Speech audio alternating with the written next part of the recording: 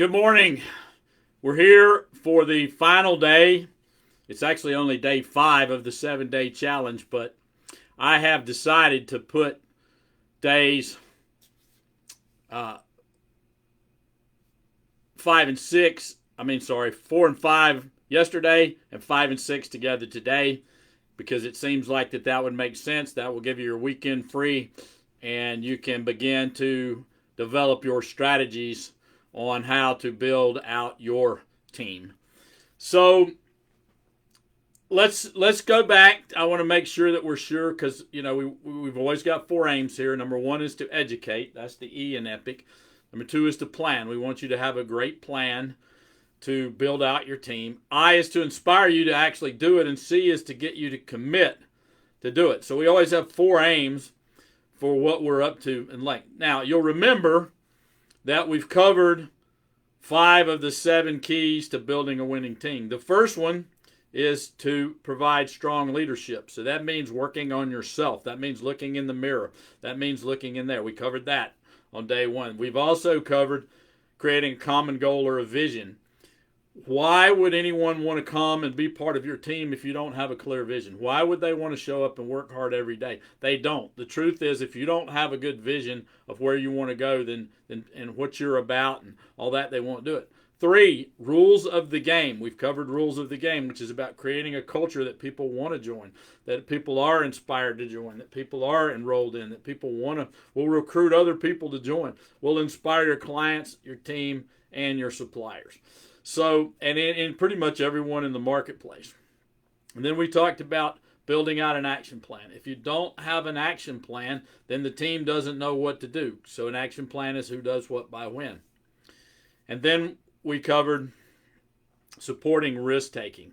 You've got to allow your team to grow. You've got to take the team and allow them to make decisions. Part of that culture is creating that belief system. So today we're going to cover the last 2. And number 6 on the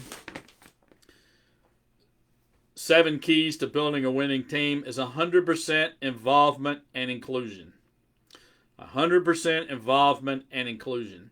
So let's talk about what exactly that means. Well, here's the deal. If you as a leader don't include them, then they can't be involved. So it's up to you as the leader to include your team in decision making, to include your team in growth, to include your team in things, and then they can be involved. The buzzword is employee engagement, and in the HR circles, that's been a buzzword for 25, 30 years.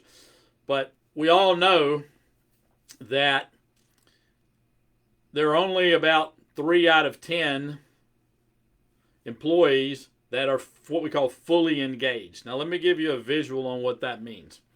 What that means is that, let's say you have a canoe with 10 people in it. Okay? That means that 2 to 3 of them are rowing in the right direction, moving the canoe forward. Okay? You've got about 5 or 6 of them, we'll call it 6, in the middle that are neither fully engaged or fully disengaged. Okay? Which means that they're kind of looking around at the birds. Maybe they have binoculars. They row sometimes. They do some work, but they're not fully engaged in the process. But here's the scary part. About 2 to 3, depending on what studies you look at, are what we call fully disengaged. And what that means is, in the boat, you've got 2 people who are actively rowing in the wrong direction or drilling holes in the boat, sabotaging things. I want you to think about that for a minute. If you could just eliminate those 2 to 3 out of 10, what would that mean for your business? And if you can get everybody fully engaged and rowing in the same direction, so you have to include them in any process that you want to do. Now, it's up to them to be involved. So you have to have a discussion like this with them, and you have to talk about it. And one of the things we do. So we have a program called Engage and Grow. It's for teams of 5 or more. And part of what we do is look is go through a process, go through a workshop. So you need to figure out with your team how to come up with the top 5 behaviors that are going to lead to success for the team. Okay? And then you need to create some measurements and some ways that some things you're going to talk about, some things you're going to do to improve the team. So what are those top 5 behaviors? And then what are the steps that it's going to take to reach your goal, and to continue to monitor how well we're doing with those behaviors. So I suggest what we call a weekly LION meeting. And LIONS it's an acronym. The L stands for last week. What did we do well last week? Okay? What are the things that happened last week? Give us a report of it. Who did you notice doing well? Who did you notice exhibiting those top 5 behaviors? Okay? Then, what are the issues? What are the issues that we need to deal with? What's going on? And so you deal with those in your weekly LION meeting. And then, now I like to do this meeting first part of the week, like Monday. Okay? Then what are some opportunities that we have moving forward? You discuss those opportunities. Sometimes you can combine issues and opportunities because a lot of times they're the same thing. You have an issue, but you also have an opportunity. Okay? And then N stands for next week or this week. What are we going to get done this week? What are our objectives? What are we looking to do? And how are we going to improve on our behaviors this week? What are some things that we can do? So a weekly team meeting to me is key to involve them and to continue to get them more engaged in the process, Now, I'm going to skip to listen next because I believe that the team needs to be heard. Okay? It doesn't mean that their ideas are always good or always right, but they need to be heard. And so part of this process, you're more of a facilitator as a leader in this weekly meeting. Because if you can get the team to buy into those behaviors, if you can get the team to buy into their goals, if you can get the team to buy into their issues and opportunities and let them come up with solutions, then they're going to handle it because they're going to be more engaged in what's going on. You become more of a facilitator. So, Alan Mulally was heavily involved in the book Icon. He's the guy who more or less saved Ford. He had a red light, green light, yellow light method of measuring projects. And he had a weekly facilitation meeting. He happened to do them on Thursdays with his key reports.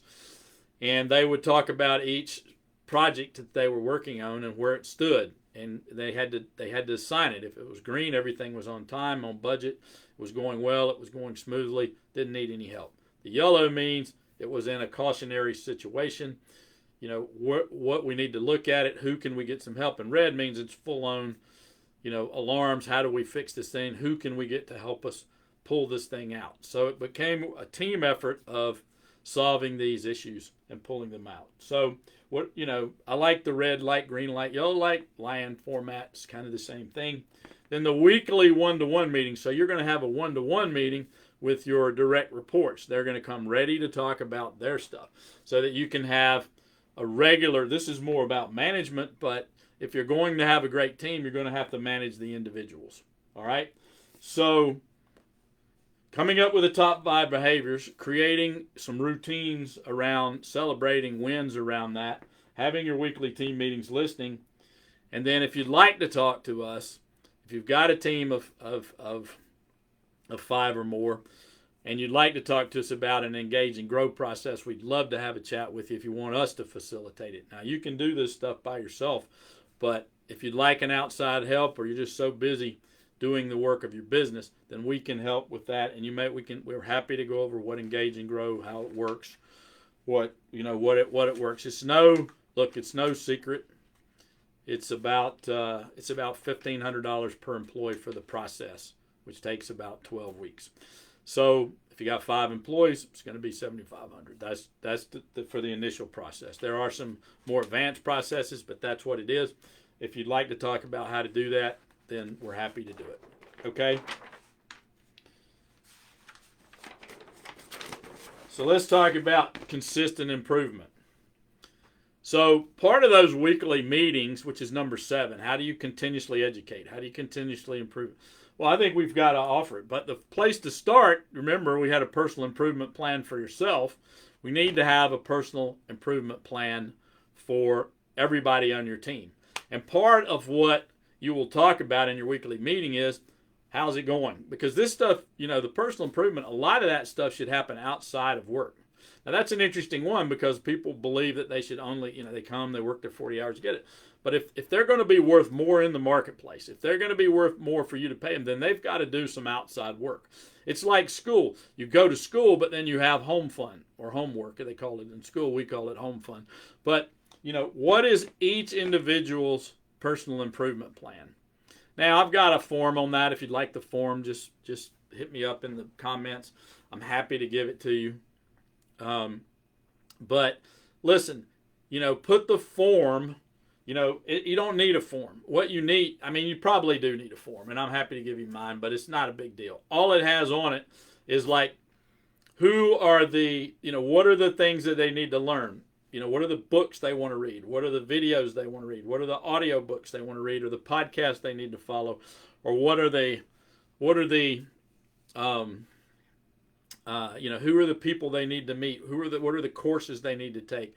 Depending on your business, they may need, there may be some sort of continuing education that they need to get. Whatever it is, that just needs to be listed and planned and how that's all going to work in a year. What do they, and then it's a plan for them. They have their plan to improve themselves. And I've heard the argument before, like, what if we educate them? What if we train them and they go to work for somebody else? Well, yeah. What if they do? But what if you don't educate them and they stay with you, right? That's an old joke or adage or whatever, but it's true. If you have someone who's not getting better and they're staying with you, then that's not going to, eventually the business is going to outpace them. Part of what happens in building a team is as we raise the bar higher, some people choose to go to another team, right? As we get better. It's kind of like the NFL. They're always upgrading, always looking for better talent, always looking for better combination. Some people who were on the team last year can't be on the team this year. Is that good or bad? I'm not going to argue that. I don't like it, but at the end of the day, I don't like letting people go, but at the end of the day, if they're not going to be part of the team, if they're not going to be part of the future, then it probably is better for them and their family for them to be on a different team, that's more suited. I've actually had people who I've had to let go or fire. I've actually had people come back to me later and thank me and say, I really wasn't a good fit there, but I am in a good place now, and I love that. It makes me feel better. I love it because it is very emotional and very hard for some people to make that transition. Some people are just not good at transitions. So whatever you do, you've got to have a personal improvement plan.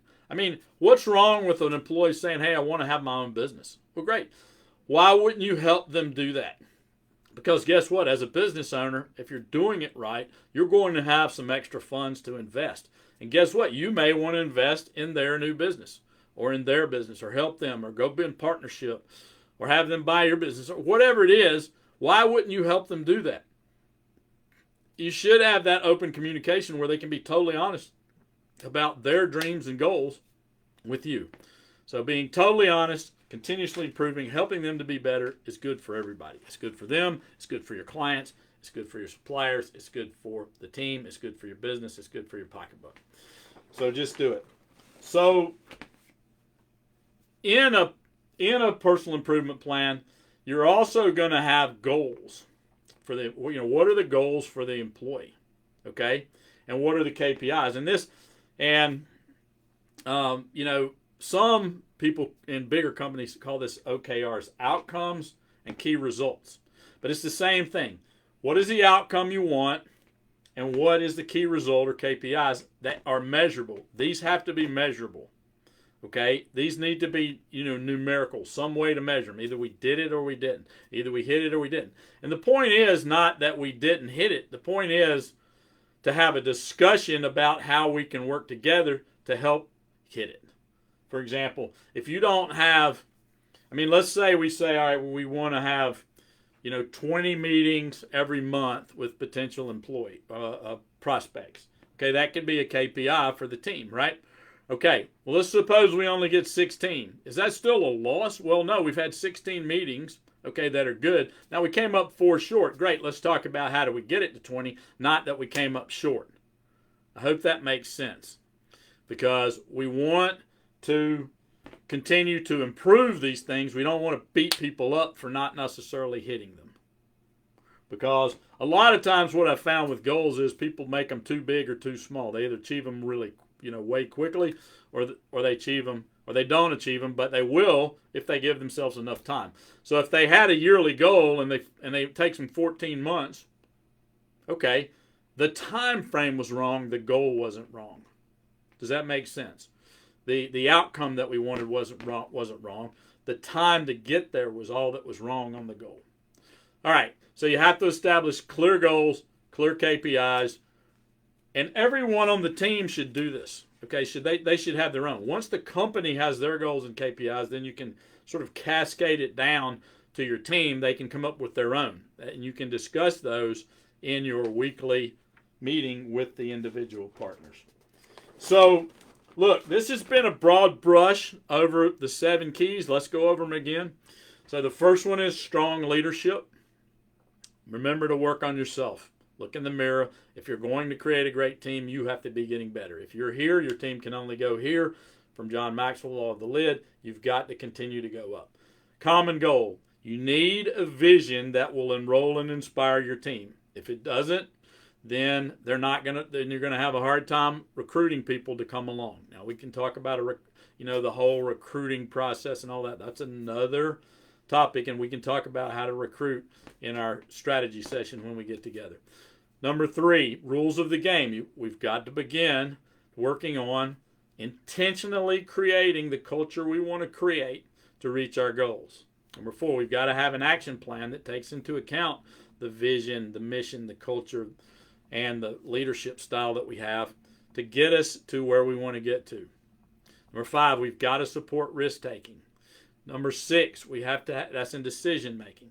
Number 6, we want to have 100% involvement and inclusion. That's how do we involve the team? How do we help them create the 5 behaviors that are going to help us become the business and the team that we know we can be and achieve great things?